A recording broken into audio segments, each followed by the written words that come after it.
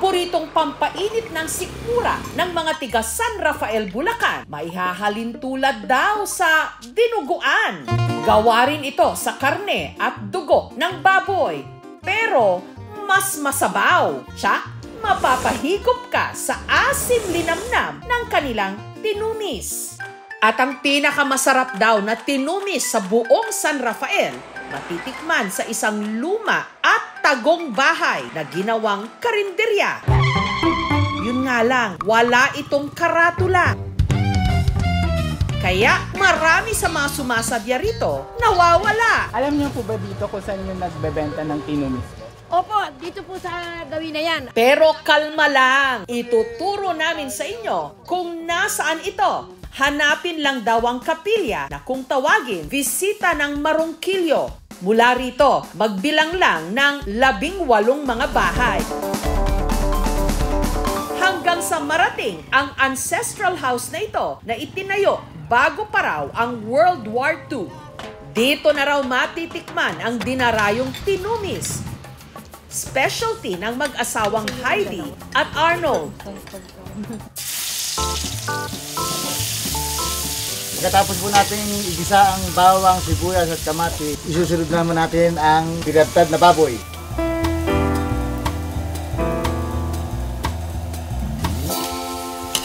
At saka inihalo ang dugo.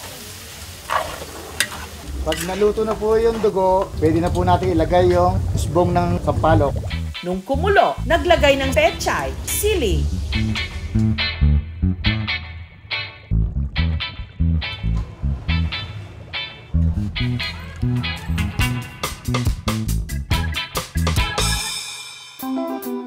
Medyo may pagkasinampalukan, parang dinuguan, parang mix. Taong 1939 pa raw itinayo ang bahay na pagmamay-ari ng kanilang kaanak. Dahil matagal na raw itong hindi tinitirhan, taong 2014 naisipan nilang gawin itong kainan. Sa simula po, meron kaming karatula, sa katalagalan po, nasira na, hindi na po namin napagawa.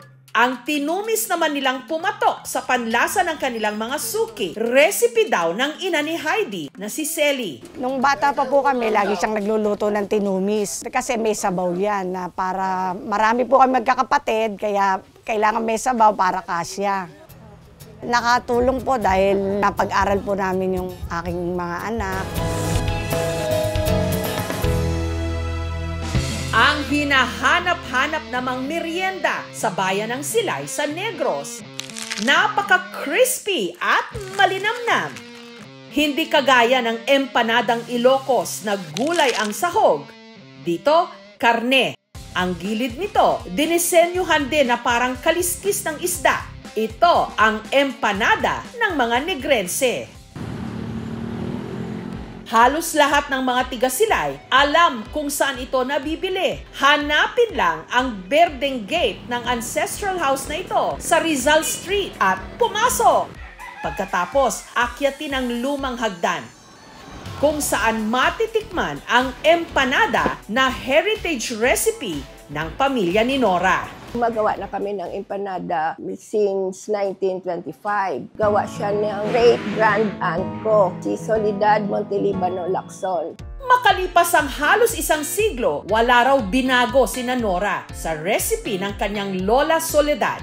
Una muna nilang ginawa ang filling o palaman ng empanada na pwedeng baboy o manok. Lagyan ng bawang, sibuyas, patatas, garbanzos, giniling na baboy, asin, brown sugar, at saka pickles.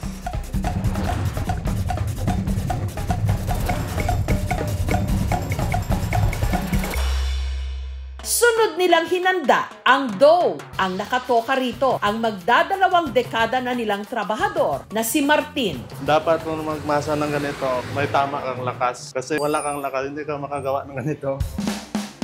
At ang sikreto raw para maging crispy ang kanilang empanada, nasa tamang pagrolyo at paghiwa.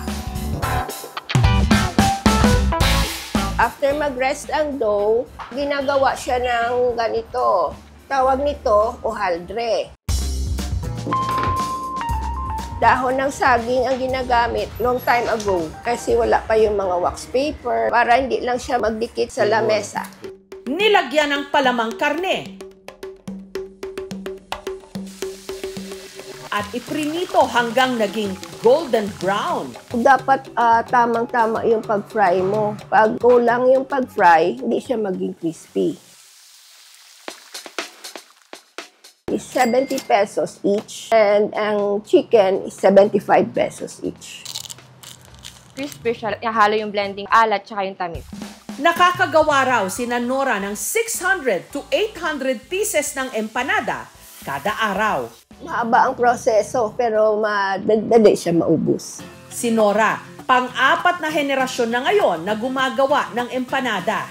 Family consumption lang siya. Later, ang mga friends, relatives nag-request na magpagawa din sila every time na may party sila. Pamilyar ba kayo sa pagkain ito? Mahaba, pabilog, malutong, at kalasa ng apa ng ice cream. Ang tawag dito, barquillos. Sa probinsya ng Iloilo, marami ang gumagawa at nagbebenta nito. Pero may isang barquillos dito na namumukod tangi raw. Matamis-tamis siya, mabilis siya, matuyo sa bibig. Ang paggawaan kasi ng barquillos na ito, nagkukuble sa lumang bahay na ito. At ang matyagang gumagawa nito, ang 83 anyos na ngayong si Lola Julieta. Nag-umpisang gumawa ng barquillos ang parents ko way back 1952.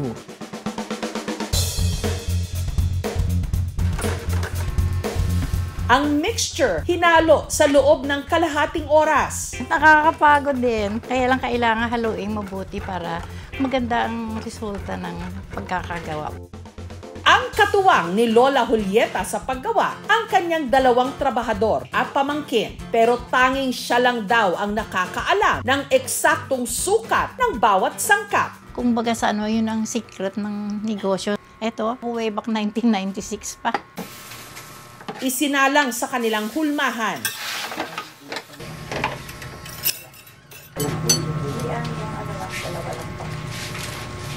Dapat mabilisan yan. Habang mainit, pwede mo siyang i-roll.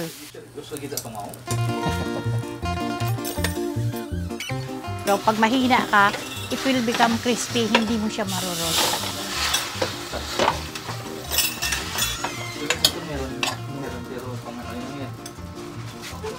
Pag napuputol na ganito na, kasi kalahat. Tinawag namin Sharon Cat. Kasi unang umorder ng ganitong size, yung customer namin na nagregalo kay Sharon Cuneta.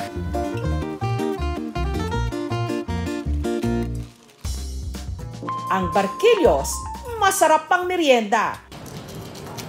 Crunchy rin. Parang madali siyang matutunaw. Ang mga lihim ng kusina, minsan nakatago sa lumang bahay o ipinapasa mula sa isang henerasyon hanggang sa susunod. At sa bawat pagkain ito, hindi lang lasa ang natitikman natin, kundi pati na ang sikreto at tradisyon ng pamilyang Pilipino. Thank you for watching, mga kapuso. Kung nagustuhan niyo po ang videong ito, subscribe na sa GMA Public Affairs YouTube channel. And don't forget to hit the bell button for our latest updates.